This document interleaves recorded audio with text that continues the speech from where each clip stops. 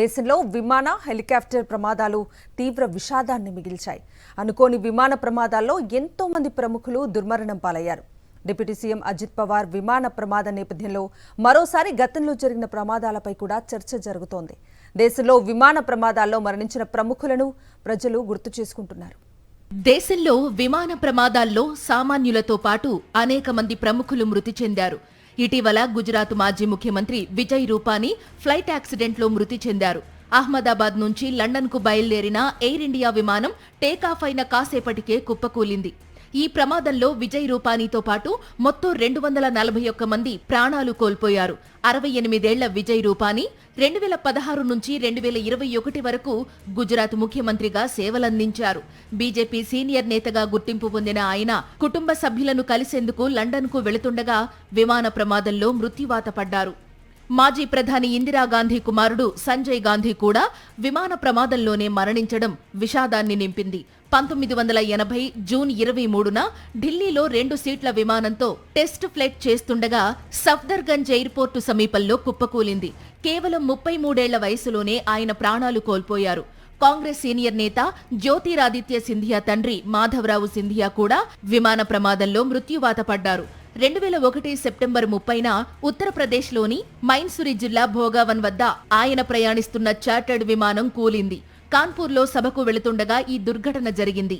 2002లో అప్పటి Lok Sabha speaker TDP నేత GMC Balayogi helicopter ప్రమాదంలో ప్రాణాలు కోల్పోయారు. 2002 మార్చి 3న పశ్చిమ గోదావరి జిల్లాలో హెలికాప్టర్ ప్రమాదంలో మృతి చెందారు. బాలయోగి ప్రయాణించిన హెలికాప్టర్ ప్రమాదానికి సాంకేతిక లోపం కారణమని తేలింది. ఆంధ్రప్రదేశ్ దివంగత ముఖ్యమంత్రి మహానేత వైఎస్ రాజశేఖర్ రెడ్డి హెలికాప్టర్ ప్రమాదం దేశాన్ని కలిచివేసింది. ఉమ్మడి ఆంధ్రప్రదేశ్ ప్రజలను కన్నీరు పెట్టించింది. 2009 సెప్టెంబర్ 2న నల్లమల అడవుల్లో జరిగిన హెలికాప్టర్ ప్రమాదంలో మహానేత ప్రాణాలు కోల్పోయారు. అరుణాచల్ ప్రదేశ్ ముఖ్యమంత్రి దోర్జీ ఖాండు 2011 ఏప్రిల్ 30న చైనా సరిహద్దు సమీపంలోని దుర్భేద్య ప్రాంతంలో పవన్ హ్యాన్స్ హెలికాప్టర్ కూలి మృతి చెందారు. 5 రోజుల తర్వాత శకలాలు లభ్యమయ్యాయి. హర్యానా విద్యుత్ మంత్రి, ప్రముఖ పారిశ్రామికవేత్త ఓపీ జిందాల్, మాజీ కేంద్ర మంత్రి సురేందర్ సింగ్ 2005 మార్చి 31న ఉత్తరప్రదేశ్ సహారన్పూర్లో హెలికాప్టర్ ప్రమాదంలో మృతి చెందారు. పంజాబ్ మాజీ ముఖ్యమంత్రి గుర్నామ్ సింగ్ 1973 మే 31న ఢిల్లీలో జరిగిన విమాన ప్రమాదంలో మరణించారు. గుజరాత్ రెండో ముఖ్యమంత్రి బల్వంత్ రాయ్ మెహతా 1965 యుద్ధ సమయంలో భారత్ పాకిస్తాన్ సరిహద్దు సమీపంలో పాకిస్తాన్ వైమానిక దళం పౌర విమానాన్ని కూల్చివేయడంతో ప్రాణాలు కోల్పోయారు. గతం కన్నా ఇప్పుడు టెక్నాలజీ పెరిగింది.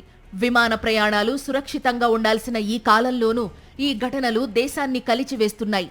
తాజాగా మహారాష్ట్ర డిప్యూటీ సీఎం అజిత్ పవార్ మృతితో భారత రాజకీయాలు మరో విలువైన నాయకుణ్ణి కోల్పోయాయి.